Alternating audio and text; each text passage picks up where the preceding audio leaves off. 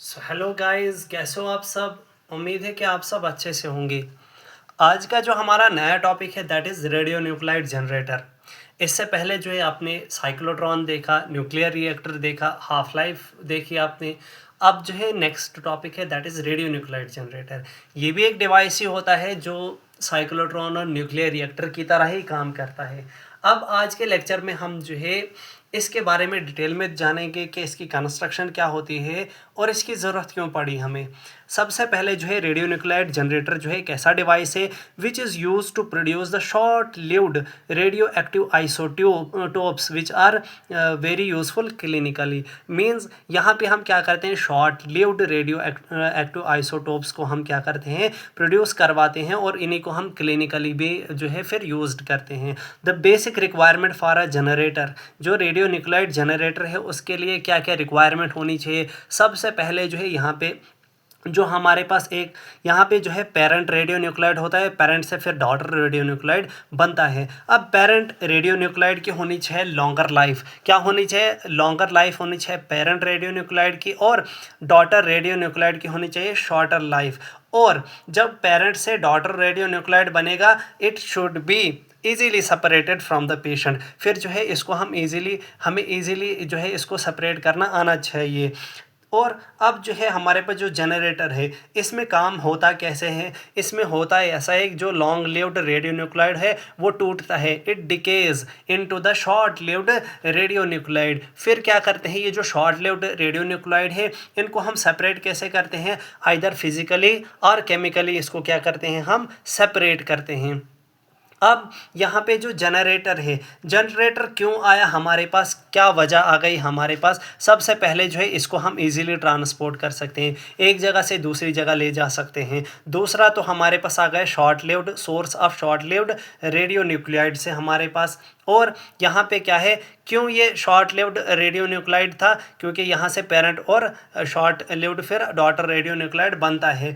अब इसको यूज़ क्यों किया गया, क्योंकि हमारे पास कभी कभी फैसिलिटीज़ नहीं होती है साइक्लोट्रॉन और न्यूक्लियर रिएक्टर की हॉस्पिटल्स में, तो हम क्या करते हैं, जनरेटर का ही यूज़ करते हैं जो साइक्लोट्रॉन और न्यूक्लियर रिएक्टर की तरह काम करते हैं। अब इसके बाद आती है कंस्ट्रक्शन मैं आपको बताने से पहले आपको डायग्राम दिखाता हूँ कि ऐसी हमारे पास कुछ होती है रेडियो न्यूक्लाइड जनरेटर की डायग्राम। अब यहाँ पे क्या होता है कि यहाँ पे एक कॉलम जैसा ये होता है। सबसे पहले आपको एक कॉलम जैसा दिख रहा होगा जिसमें कुछ अंदर से मटेरियल भरा हुआ है, this is called absorbent material, this is called absorbent material. और इसके नीचे फिल्टर लगा हुआ होता है, क्या होता है, फिल्टर लगा होता है। फिर फिल्टर के बाद एक पाइप होती है जो इस इल्यूशन डॉटर जिसको हम बोलते हैं, जिसके अंदर क्या होती है, इल्यूशन डॉटर एक्टिविटी होती है। जो हमारे पास डॉटर रेडियो न्यूक्लाइड होती है उनकी यहाँ पे एक्टिविटी होती है। अब ये जो हमारे पास एब्जॉर्बेंट मटेरियल होता है ये ऊपर से जुड़ा होता है एक कंटेनर के साथ जिसको बोलते हैं इल्यूशन सॉल्वेंट। इसमें और इस कंटेनर के अंदर क्या होता है, इल्यूशन सॉल्वेंट होता है। अब इल्यूशन सॉल्वेंट भी खुद एक ईयर वेंट के साथ जो है कनेक्टेड होता है। किसके साथ, ईयर वे वेंट के साथ कनेक्टेड होता है ताकि यहाँ से जो है ईयर बाहर निकल सके। अब सबसे पहले हम देखते हैं कंस्ट्रक्शन जो है इसकी कैसे होती है।